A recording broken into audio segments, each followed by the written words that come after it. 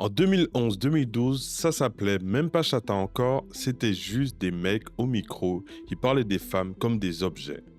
En 2024, c'est les Verts. Ce sont des femmes qui chantent leur cul, leur argent, leur règle à elles. Et là, forcément, la question, elle arrive toute seule. Est-ce que c'est ça la vraie libération ou est-ce qu'on a juste changé la voix sous le même problème?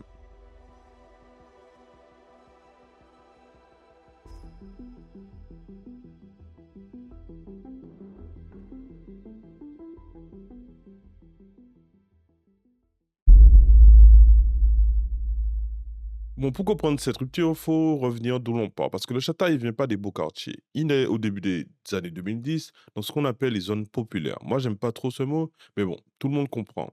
À Fort-de-France, et plus précisément à Volga-Plage. Et un jour, je me suis dit, ok, je fais 2 notes. Ting, ting, ting, ting.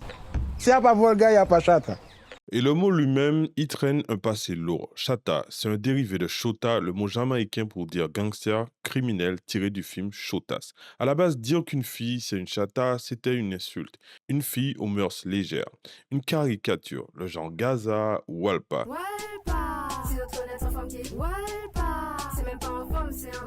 Et pour les mecs, c'était pareil. On avait Loulou, ceux qui traînaient Sean en or, des voyous. Après, dans la musique, le mot a évolué. On l'a utilisé pour dire qu'on kiffe un moment, une ambiance. C'est chata. C'est comme ça qu'il s'est popularisé.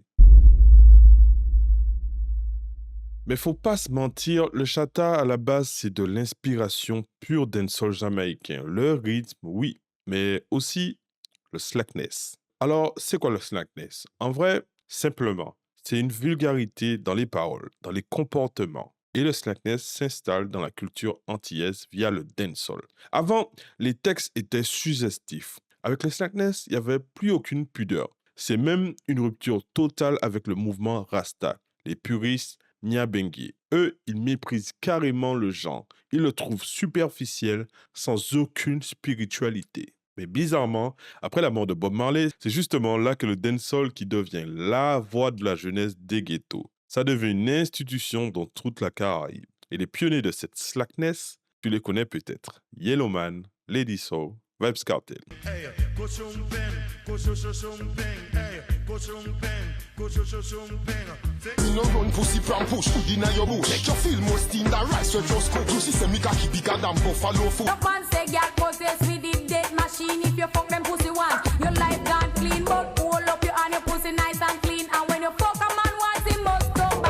Et dans tous ces sons, c'est le même message. La femme, c'est une surface à consommer. Pendant toute une décennie, 2010 à 2020, le game chata antillais, c'est un club d'hommes. Magic Fit Magic, le créateur du fameux son 2 notes, PSK, LJ, Saturn, Tiblika, Oki, Bikasti, Panic J, Soho. Elles aiment le coco coco, ils aiment le nanana.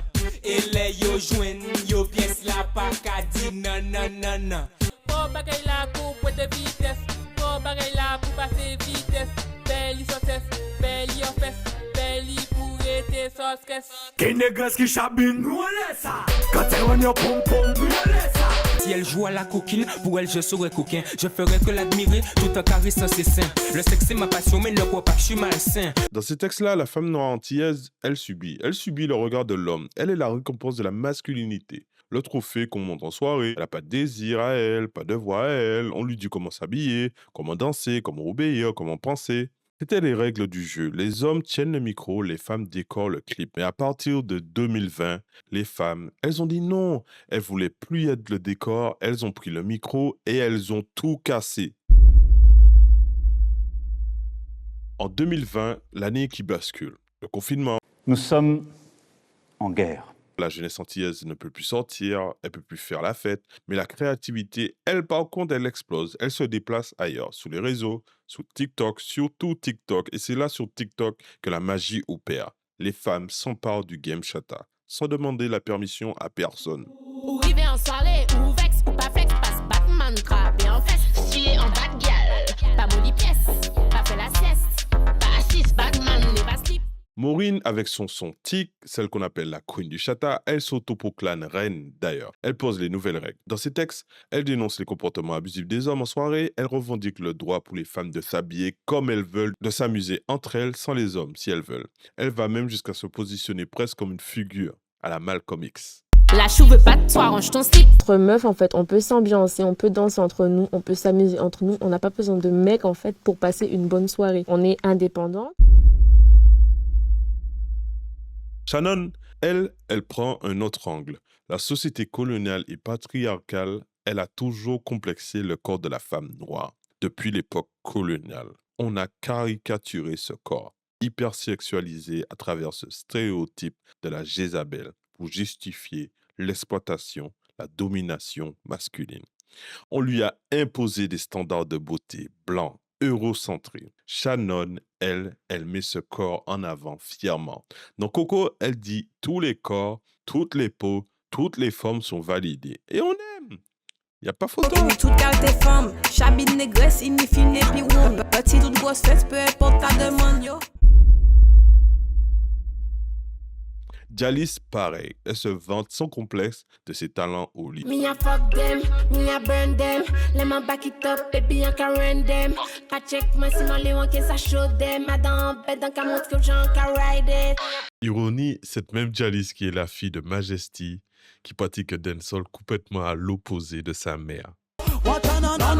Non, je suis pas une forme de bureau. Déjà m'a donné un don. Et mais là, man.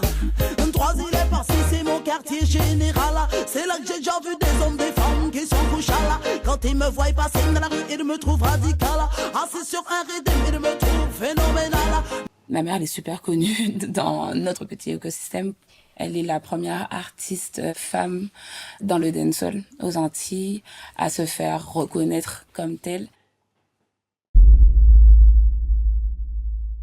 Face à une société qui a toujours dit que le corps était inadéquat, le chata devient une vraie thérapie de choc. Pendant des décennies, dans le dancehall, la femme, c'était l'objet du désir masculin. Chrissy, par contre, elle inverse la caméra. C'est elle qui pilote, c'est elle qui exige. Elle assume son appétit sexuel en public. Elle dicte comment elle veut être touchée. Elle aussi, elle a le droit d'être un sujet sexuel actif sans qu'on vienne la juger.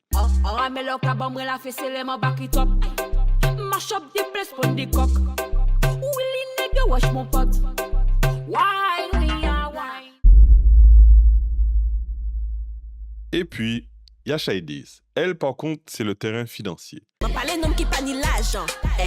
Bon, elle casse le rôle de la femme financièrement dépendante du mari. Elle s'affiche comme celle qui ramène les sous à la maison.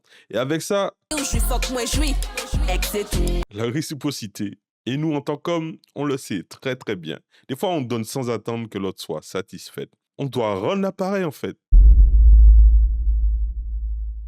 Et puis, il y a l'image, le twerk, le wine-in, les ongles XXL, les tenues fluo ultra courtes. Pour beaucoup de gens, c'est juste de la vulgarité. Mais écoute le corps. Tu vois ce qu'il raconte, tu vois? Regardez, on est là, on existe, on a le droit de bouger. Dans une société encore marquée par les hiérarchies raciales de la colonisation, par le poids de la religion, par le contrôle moral constant sur le corps des femmes, ce corps qui devient un discours à lui tout seul, un espace pour s'affirmer. Et c'est là que je dis clairement, si le chata féminin c'est une vraie révolution, c'est parce qu'il attaque le patriarcat antillais sur 3 fronts en même temps. L'argent, le sexe, le corps. Que ça plaise ou pas, le rapport de force, il a changé. Bon, maintenant, c'était trop sympa. Il va falloir un peu jouer l'avocat du diable. Faire le gars chiant, volontairement. Est-ce que chanter son dada, son bonda, en string fluo pour faire des millions de vues sur TikTok, c'est vraiment du féminisme? Est-ce qu'on ne recycle pas exactement les mêmes codes sexistes, le même marketing de la chair, juste en changeant qui tient le micro? Est-ce que c'est de l'émancipation ou juste un capitalisme qui a trouvé comment se faire de l'argent avec le mot féminisme? Je pose la question. Honnêtement, j'ai eu du mal à écrire ce passage parce que c'est pas du tout ce que je pense en fait. Mais fallait le poser. Ma conviction profonde, je vais la dire, c'est que c'est une vraie libération, le chata, en fait. Et tout tient à un mot, l'agentivité. Ce qui fait la différence entre l'exploitation et l'émancipation, c'est qui a le pouvoir de décider. Ces femmes, en fait, elles ne travaillent pas parce qu'un producteur les a forcées à se déshabiller pour vendre des disques. Elles écrivent leurs textes elles-mêmes. Elles gèrent leur image elles-mêmes. Elles revendiquent leur sexualité elles-mêmes, de leur plein gré. Cette hypersexualité, c'est pas juste une dévalorisation, c'est une affirmation, un contrôle total sur leur propre représentation. Elles prennent les armes même qu'on utilisait contre elles pour les rabaisser et elles s'en servent pour reprendre le pouvoir, pour exister dans l'espace public. C'est une réponse culturelle complètement inédite. Pas juste de la musique comme ça là. Après je parle en leur nom, mais bref, en tant qu'homme, je sais pas. On pourrait même dire que bon, des femmes qui chantent leur sexualité de façon frontale, les Américaines le faisaient déjà. Nicki Minaj, Cardi B, elles ont ouvert cette voie-là bien avant en fait. Mais la vérité, c'est que le chata va plus loin que ça, parce qu'il naît dans un contexte caribéen, post-colonial qui est unique. Les femmes antillaises, elles sont là à la croisée de plusieurs oppressions en même temps. Coloniale, raciale, religieuse, patriarcale, tout en même temps. Et c'est ça qui rend leur réponse très très forte. Mais attention, je mets quand même un bémol, faut pas non plus tout idéaliser, il y a des limites. Le mouvement a ses zones d'ombre aussi, parce que la frontière entre le féminisme hypersexuel et le pure marketing hypersexuel, elle est très fine, très très fine. Il y a des critiques même qui dénoncent une marchandisation du corps qui finit par reproduire exactement les attentes des hommes. Ce sujet à creuser, et parfois quand certaines chanteuses rabaissent d'autres femmes ou même émasculent les hommes pour affirmer leur pouvoir à elles reproduisent juste les codes toxiques du patriarcat qu'elles sont censées dénoncer en fait. Dites-moi en commentaire qu'est-ce que vous pensez. Donc non, le chata féminin, il n'est pas parfait. Mais il parle d'un endroit que personne d'autre a osé toucher avant. Il donne une voix forte à des femmes des quartiers populaires, dans une société qui préfère souvent les faire taire, on va pas se mentir. Alors c'est plus juste une danse de soirée, vous et monter comme on dit, c'est devenu la bande son d'une génération qui refuse de s'excuser d'exister.